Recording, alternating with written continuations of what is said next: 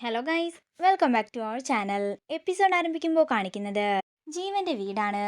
മനു പോയതിന് പിന്നാലെ വിഷ്ണു ജ്യോതിയുടെ മുറിയിലേക്ക് ചെല്ലുകയാണ്. അതേസമയം ജ്യോതി മുളയെന്ന് വിളിച്ചുകൊണ്ട് നിത്യ അങ്ങോട്ടേക്ക് ചെല്ലുന്നു. നിത്യയുടെ ശബ്ദം കേട്ടതും തന്നെ അവിടുത്തെ ബാത്റൂമിൽ കയറി ഒളിക്കുകയാണ് വിഷ്ണു.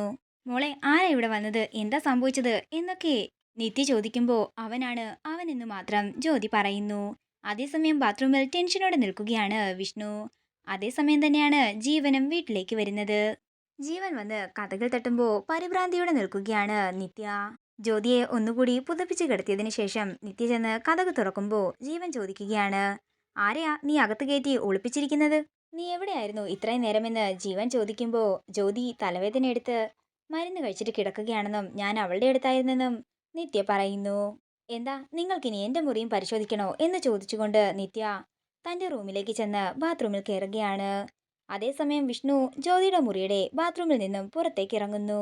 എന്തിനാ ദൈവമേ ഇങ്ങനെ ഒരു ശിക്ഷ തന്നത്? ഇപ്പോ ഇതിൽ നിന്നും ഞാൻ എന്റെ ജ്യോതിമോളെ എങ്ങനെ രക്ഷിക്കുമെന്ന് പറഞ്ഞുകൊണ്ട് ടെൻഷനോടെ നിൽക്കുകയാണ് നിത്യ. അതേസമയം സെറ്റിയിൽ കിടന്ന് എന്തൊക്കെയോ ആലോചിക്കുകയാണ് ജീവൻ. പുറത്തെങ്ങും ആരുമില്ലെന്നോർത്ത് വിഷ്ണു പതിയെ ജ്യോതിയുടെ മുറിയിൽ നിന്നും ഇറങ്ങുന്നു. അപ്പോഴാണ് ജീവൻ ചാടി എഴുന്നേൽക്കുന്നത്. ജീവനെ കണ്ടയുടൻ തന്നെ പേടിയോടെ നിത്യയുടെ മുറിയിലേക്ക് ഓടിക്കേറുകയാണ് വിഷ്ണു. അതേസമയം രണ്ടും കൽപ്പിച്ച് ജീവൻ നിത്യയുടെ മുറിയിലേക്ക് ചെല്ലുകയാണ്. അപ്പോഴാണ് രണ്ട് കാലുകൾ കട്ടിലിന്റെ അപ്പുറത്ത് ജീവൻ കാണുന്നത്. അങ്ങനെ ജീവൻ വിഷ്ണുവിനെ കാണുകയാണ്. വിഷ്ണുവിനെ പിടിച്ചെഴുന്നേൽപ്പിച്ച് തല്ലി ചതയ്ക്കുന്ന ജീവനെയാണ് കാണിക്കുന്നത്. അതേസമയം ശബ്ദം കേട്ടുകൊണ്ട് ഞെട്ടലോടെ പെട്ടെന്ന് തന്നെ ബാത്റൂമിന്റെ പുറത്തേക്ക് ഇറങ്ങുകയാണ് നിത്യ.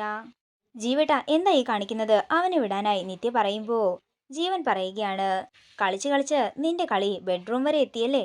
ഇവൻ ഇവിടെ വന്നത് എങ്ങനെയാണെന്ന് എനിക്കറിയില്ലെന്ന് നിത്യ പറയുമ്പോ നിത്യയുടെ കഴുത്തിന് പിടിച്ച് ചുമരിനോട് ചേർക്കുകയാണ് ജീവൻ. അങ്ങനെ ജീവൻ നിത്യയുടെ കഴുത്തിന് പിടിക്കുന്ന സമയത്ത് അവിടുന്ന് രക്ഷപ്പെട്ട് പുറത്തേക്ക് ഓടുകയാണ് വിഷ്ണു. അതേസമയം ജ്യോതിയുടെ മുറിയിലേക്ക് ചെന്ന് കഥ കടക്കുകയാണ് നിത്യ. വിഷ്ണുവിന്റെ പിന്നാലെ പുറത്തേക്ക് ഓടുന്ന ജീവനെയാണ് കാണിക്കുന്നത്. പിന്നീട് കാണിക്കുന്നത് ജ്യോതിക്ക് ബോധം വരുന്നതാണ്. നിത്യച്ചി എന്നെ ഭീഷണിപ്പെടുത്തിയത് മനുവിന്റെ കൂട്ടുകാരൻ വിഷ്ണു ആയിരുന്നെന്ന് പറഞ്ഞ് പൊട്ടിക്കരയുകയാണ് ജ്യോതി. അസോസിയേഷൻ ഹാളിൽ നിന്നും തിരിച്ചു വന്നപ്പോ അവൻ എന്നെയെന്ന് പറഞ്ഞുകൊണ്ട് ജ്യോതി കരയുമ്പോ വിഷമത്തോടിരിക്കുകയാണ് നിത്യയും. അവൻ എന്നെ നശിപ്പിച്ചു ചേച്ചി, അവൻ എന്നെ ഇല്ലാതാക്കി ചേച്ചി, ഇനി ഞാൻ ജീവനോടിരിക്കില്ലെന്ന് പറഞ്ഞ് ജ്യോതി കരയുമ്പോ ജ്യോതിയെ ചേർത്ത് പിടിച്ച് സമാധാനിപ്പിക്കുകയാണ് നിത്യ. അതേസമയം ഇതെല്ലാം കേട്ട് ഞെട്ടലോടെ നിൽക്കുകയാണ് സുജാതയും സാറയും. അവരെ കണ്ട് ഞെട്ടലോടെ നിൽക്കുകയാണ് ജ്യോതിയും നിത്യയും. ആരാ എന്റെ മോളുടെ ദേഹത്ത് തൊട്ടത്? ആരാണെന്ന് സുജാത ചോദിക്കുമ്പോ അതമ്മേ എന്ന് പറഞ്ഞ് ജ്യോതി എന്തോ പറയാൻ തുടങ്ങുമ്പോ സുജാത പറയുകയാണ്, ഞാനെല്ലാം കേട്ടു മോളെ. ഇത് കേൾക്കുന്ന ജ്യോതി സുജാതയെ കെട്ടിപ്പിടിച്ച് പൊട്ടിക്കരയുകയാണ്. ആരാ നിന്റെ ദേഹത്ത് തൊട്ടതെന്ന് സുജാത ചോദിക്കുമ്പോ മനുവിന്റെ കൂട്ടുകാരൻ വിഷ്ണു ആണെന്ന് ജ്യോതി പറയുന്നു. ഇത് കേട്ട് ഞെട്ടലോട് നിൽക്കുകയാണ് സുജാതയും സാറയും. പിന്നീട് കാണിക്കുന്നത് വിഷ്ണുവിന്റെ പിന്നാലെ ദേഷ്യത്തോടെ ഓടുന്ന ജീവനെയാണ്. ഇതോടുകൂടി ഇന്നത്തെ എപ്പിസോഡ് ഇവിടെ തീരുകയാണ്. വീഡിയോ ഇഷ്ടമായെങ്കിൽ മറക്കാതെ ലൈക്ക് ചെയ്യുക, ഷെയർ ചെയ്യുക, കമന്റ് ചെയ്യുക. കൂടുതൽ സീരിയൽ അപ്ഡേറ്റ്സിനായി മറക്കാതെ സബ്സ്ക്രൈബ് ചെയ്യുക.